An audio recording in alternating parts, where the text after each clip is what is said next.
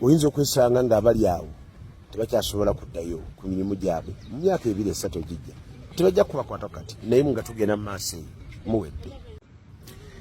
Abasuubuzi oba ni yali abawadde amagezi mugenda ne mutula ne bapolitician oluusi n'aba opposition ne bagamba mwogere bino kati mwawabye awasoose kwe kujerega President Museveni n'okumubuuza ebibuuzo nga bino. Muzeeyi watandika ddi okuteekawo ebintu ebinyigiriza abantu? Mmwe mbabuulira akuba akanootinze. Namba 2 ekigambo ky'okutuula wansi awo ne mutandika okwogeza obuyinza nga mujerega Nabbanja Prime Minister ng'ate yagenda okuteeka ebintu mu nkola mwakoze kikyamu era nakyo ekyo kyakusasulira.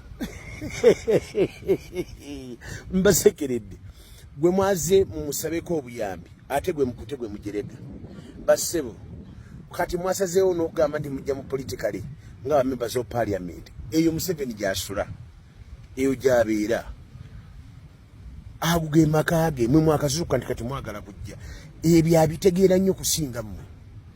Kati ababawadde amagezi baabawabizza kubanga baagala kuba naffuya nammwe. Njagala musooke muddeyo ku drawing board kambawe ku bisooka munoonye Moses Byaruhanga.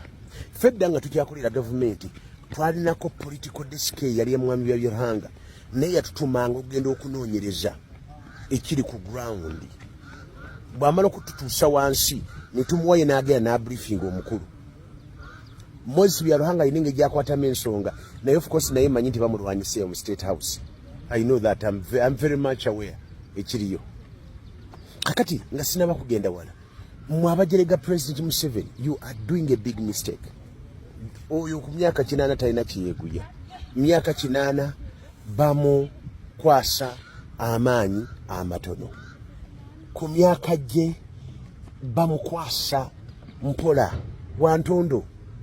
President w'emyaka 8 muveeko muntu w'emyaka 8 awuliriza dakika 15 asalawo ebintu by'emyaka 2.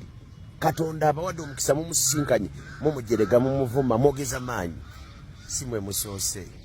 Mbabuulira muliko mwane mugamba Musumba ayogera. Oyinza okwesanga ng'abali awo tebakyasobola kuddayo ku mirimu gyabwe mu myaka 2-3 egijja tebajja kubakwata kati naye nga tugenda mu maaso eyo muwedde. Mukama